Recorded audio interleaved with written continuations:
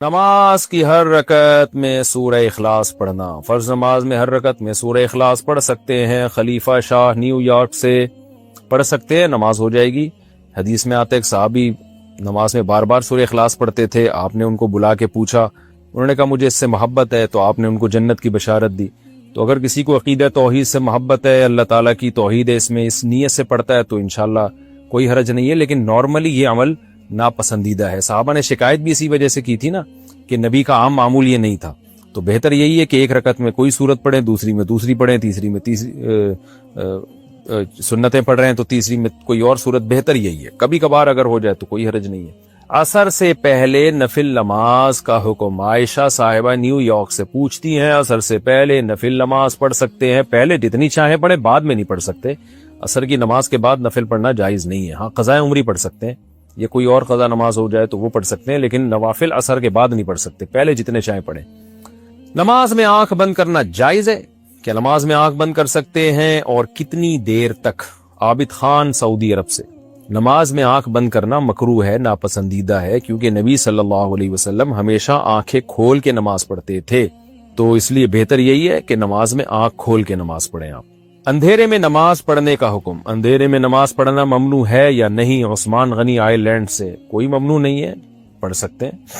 کسی نے امانت دی اور ڈاکو نے لوٹ لی تو لوٹانے کا کیا حکم ہے؟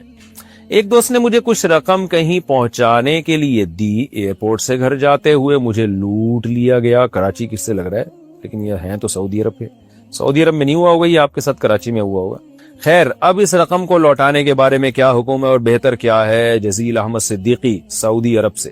جزیل احمد صاحب، اگر آپ کو کسی نے امانت دی تھی اور واقعی ڈاکوؤں نے ہی لوٹی ہے تو پھر آپ پر وہ امانت لوٹانا لازم نہیں ہے۔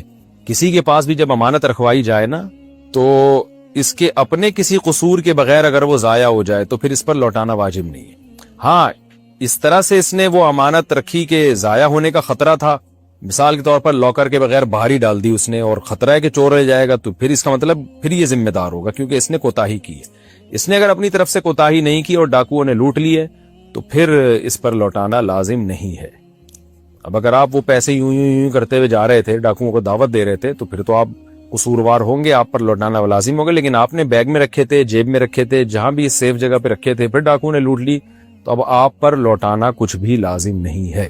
میری شادی میرے گھر والوں نے زبردستی کی ہے، شادی کو تقریباً 6 ماہ ہو گئے ہیں، میرے دل میں میری بیوی کے لیے کوئی محبت پیدا نہیں ہوئی، کیا اس صورت میں طلاق دے سکتا ہوں؟ مجھے کوئی گناہ تو نہیں ملے گا؟ میں نے کافی کوشش کی ہے کہ محبت پیدا ہو جائے لیکن نہیں ہو رہی ہے، پلیز میری رہنمائی فرمائیں، اللہ آپ کو سلامت اور خوش رکھے۔ محمد عمران سعودی عرب سے۔ دیکھیں، ایسی صورت میں طلاق دینا جائز تو ہے، بشرطے کہ سنت کے مطابق طلاق دی جائے۔ حالت طہر میں یعنی پاکی کے ایام میں زوجہ کو ایک طلاق دی جائے، اس کے بعد دوسری نہ دی جائے، بس 3 مینسز جب بیوی کے گزریں گے تو نکاح ختم ہو جائے گا۔ زندگی میں کبھی ندامت ہوئی آپ کو، بیوی نے بھی چاہا اور آپ دونوں دوبارہ نکاح کرنا چاہیں تو نکاح کر سکیں گے۔ یہ تو میں نے شرعی مسئلہ بتایا ہے کہ جائز ہے، گناہ نہیں ہے، لیکن حدیث میں آتا ہے کہ طلاق ناپسندیدہ ہے اللہ کی نظر میں۔ اب غض الحلال اللہ طلاق، حلال چیزوں میں سب سے ناپسندیدہ طلاق ہے، تو بلا وجہ آپ اس بات اقدام نہ کریں، تو آپ اپنی زوجہ سے اس بارے میں مشورہ کر لیں۔ ہوتا یہ ہے کہ ہماری سوسائٹی میں لڑکی کے لیے دوبارہ شادی بہت مشکل ہوتی ہے، اس کے لیے اچھا رشتہ ملنا مشکل ہوتا ہے۔ آپ تو چھوڑ دیں گے لیکن وہ جائے گی کہاں بیچاری؟ ماں باپ آج کل اتنے پاپڑ بیل کے بچیوں کی شادیاں کرتے ہیں، اس کے بعد ان کی زندگی عذاب بن جاتی ہے طلاق کا دھبا لگنے کے بعد۔ صحابہ کا دور الگ تھا، اس میں 3 4 شادیوں کا رواج تھا، ادھر کسی نے طلاق دی، ادھر 20 رشتے اس سے بہتر کھڑے ہوئے ہوتے تھے لڑکی کے لیے۔ ہماری سوسائٹی میں ایک بیوی کا رواج ہے، لڑکیوں کی دوبارہ شادی نہیں ہوتی ہے، تو ڈیورس دے دی تو بس گئی وہ بیچاری کام سے۔ تو اس لیے اپنی بیٹی سوچیں کہ آپ کی بیٹی ہوتی یا آپ کی بہن ہوتی اور آپ کا بہنوئی اس کو بلا وجہ ایسے ہی چھوڑ دیتا تو آپ پہ کیا آرے چلتے آپ کے سینے دل پہ؟ تو جو دوسروں کے لیے پسند کرتے ہو حدیث میں، وہی اپنے لیے بھی پسند کرو۔ تو اگر آپ ان کو رکھ لیں گے اور چلا لیں گے تاکہ ایک لڑکی کی زندگی، اگر وہی راضی ہے علیحدگی پہ، پھر تو دینے میں کوئی حرج نہیں ہے، لیکن اگر اس بیچاری کا زندگی تباہ ہو رہی ہے اس سے، جیسے کہ ہماری سوسائٹی میں ہوتی ہے، تو میں آپ کو مشورہ دوں گا کہ پھر آپ یہ کام نہ کریں، کسی کی زندگی اس طرح خراب نہ کریں۔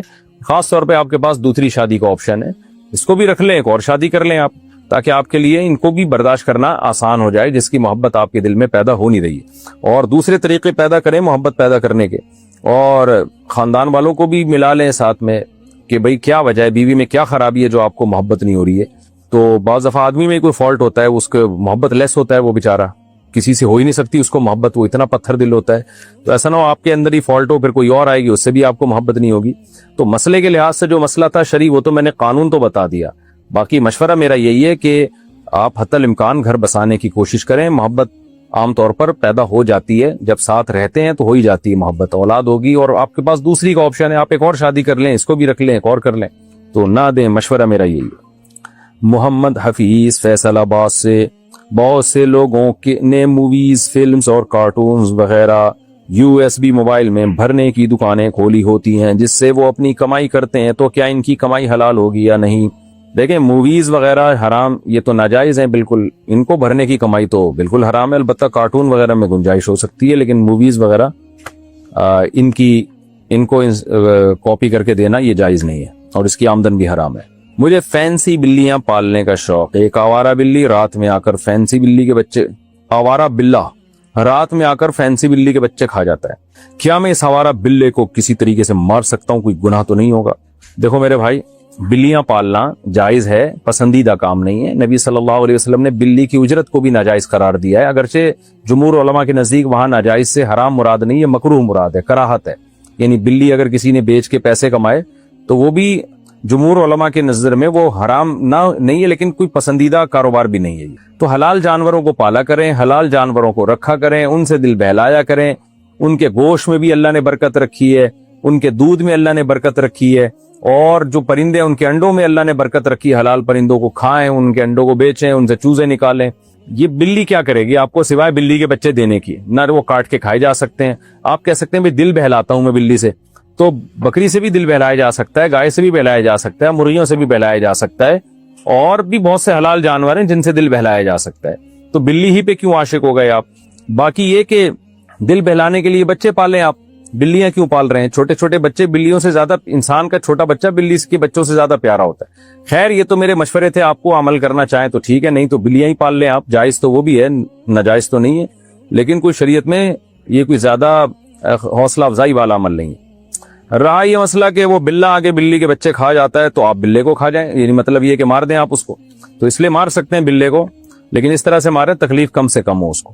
یعنی کوئی سر میں کوئی اس کے گولی وولی مار دیں, یا کوئی ہمت ہے تو پکڑ کے ذبح کر دیں, تو اس طرح کا کر سکتے ہیں. لیکن ایسے بعض لوگ بہت ہی بے دردی سے مارتے ہیں, وہ ٹھیک نہیں ہے. جانور کو اذیت دینا بھی ٹھیک نہیں. باقی مار سکتے ہیں بلے کو, کوئی حرج نہیں ہے, کیونکہ وہ بھی تو کون سا کوئی نیک کام کر رہا ہے نا, اس پہ آپ کو ترس آ رہا ہے, تو وہ کون سا کوئی اچھے کام کر رہا ہے, پتہ نہیں کتنے بچوں کو کھا گیا ہوگا وہ. محمد حفیظ, ہی ہو گیا میرے بھائی. میں حاملہ ہوں مگر میں جسمانی طور پر صحت مند نہیں ہوں, جلد بیمار ہو جاتی ہوں. میرے شوہر حمل ضائع کروانے کا کہہ رہے ہیں, انہیں لگتا ہے کہ میں ابھی بچہ پیدا کرنے کے قابل نہیں ہوں. بتائیے مجھے کیا کرنا چاہیے؟ دیکھیں, بچہ ضائع کرنے کے جو سائیڈ ایفیکٹ ہیں وہ زیادہ آپ کی صحت کو نقصان پہنچائیں گے. یہ عجیب سی ایک فضول سی بات لوگوں میں مشہور ہو گئی ہے کہ پریگننسی میں عورت جو ہے نا وہ کمزور ہے تو حمل گرا دے. حمل گرانے سے زیادہ اس کے سائیڈ ایفیکٹ ہیں, اور حمل جب 4-5 مہینے کا ہو جاتا ہے تو پھر عورت کی صحت عام معمول سے بھی ہٹ کے زیادہ بہتر ہونا شروع ہو جاتی ہے. تو پریگننٹ ہونا عورت کے لیے ایسے ہی ضروری ہے جیسے مرد کے لیے ایکسرسائز ضروری ہے, بھاگنا دوڑنا. اگر مرد آرام سے گھر میں ہاتھ پہ ہاتھ رکھ کے بیٹھ جائے تو کمزور ہو جائے گا. تو یہ سب چیزیں نیچرل ہیں, کیونکہ مرد کو اللہ نے جسمانی محنت کے لیے پیدا کیا, وہ نہیں کرے گا تو مرے گا وہ. تو اسی طرح عورت کا ولادت کے عمل سے گزرنا یہ اس کی نیچر کا حصہ ہے. تو اس سے آپ کی صحت خراب ہونے کے بجائے بہتر ہونا شروع ہو جائے گی. تو اپنے میاں کو منع کریں اس فضول کوشش سے, اور ڈاکٹر سے بھی مشورہ کر لیں. گائنی کی کوئی اچھی ماہر ڈاکٹر ہو, اس سے بھی مشورہ کر لیں, اور ایک ڈاکٹر سے کبھی مشورہ نہ کیا کریں. یہ لوگوں کو میرا ویسے ہی مشورہ ہے کہ کسی بھی فیلڈ میں نا, جب آپ نے ڈاکٹر سے علاج کرانا ہے کسی بھی مرض کا, تو اس مرض کے 2-3 اسپیشلسٹ سے مشورہ کیا کریں, ایک پر اکتفا نہ کیا کریں, پھر صحیح رائے انسان کے سامنے آتی ہے.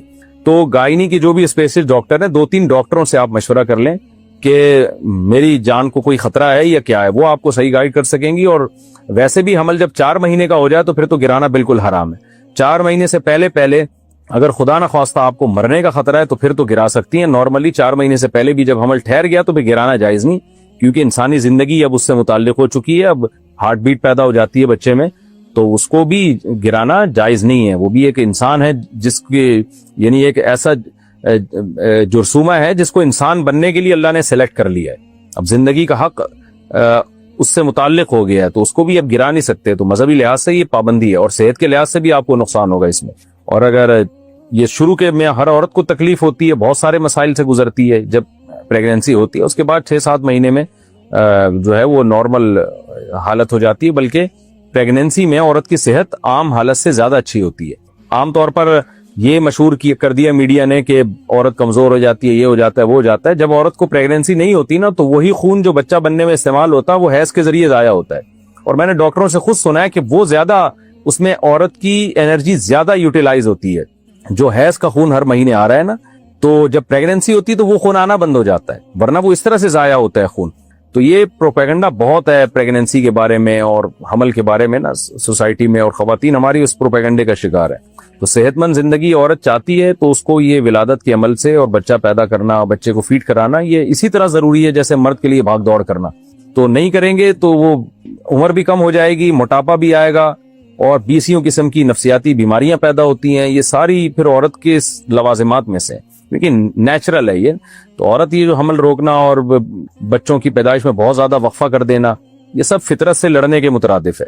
فہیم صاحب سعودی عرب سے پوچھتے ہیں, میں سعودی عرب میں ملازمت کرتا ہوں مگر میرا دل نہیں چاہتا سعودیہ میں کمانے کا. مجھے اپنے ملک انڈیا میں بزنس کرنے کا شوق ہے, لیکن جب بھی میں اپنے گھر والوں کو کہتا ہوں, وہ کہتا ہوں کہ تو پتہ نہیں یہاں کر کما پائے گا کہ نہیں پائے گا. میں شادی شدہ ہوں, مجھے ڈر لگتا ہے میں ملازمت چھوڑ کر انڈیا آ جاؤں تو گھر والوں کی نافرمانی تو نہیں ہو جائے گی. ہو جائے نافرمانی گھر والوں کی, آپ پر گھر والوں کی فرما برداری جائز ہی نہیں. ایسے موقع پہ آپ کی مرضی, انڈیا جا کے کمائیں, سعودی عرب میں کمائیں. باقی یہ کہ جو لوگ باہر کما رہے ہوتے ہیں, بیوی بچے گھر میں ہوتے ہیں, تو ان کو تو فری پاکٹ کا مل رہا ہوتا ہے. ان کو پتہ نہیں ہوتا اس اگلے پہ کیا عذاب گزر رہا ہے, بیوی بچوں سے دور رہ کے, خاندان سے دور رہ کے. میں سعودی عرب میں, قطر میں, بحرین تو میں نہیں گیا, یہ قطر, سعودی عرب, ان ملکوں میں لوگ ملے ہم سے اور کہتے ہیں, انڈیا کا ایک بندہ ملا, کہتا ہے مفتی صاحب خدا کے لیے کوئی کلپ ریکارڈ کروا دو, ہم یہاں پورے سال محنت کر رہے ہیں اور زندگیاں کھپا رہے ہیں اپنی, اور گھر والے بیٹھ کے مزے سے پیڑے کھا رہے ہیں اور ہمیں آنے بھی نہیں دیتے کیونکہ ان کو یہاں کی آمدنوں کے مزے لگ گئے ہیں. تو مجھے تو ایسے لوگ ملے ہیں, کہتے ہیں صاحب گھر والوں سے بولو کہ تھوڑا کم پہ گزارا کر لیں, لیکن ہمیں بھی جینے کا حق دیں.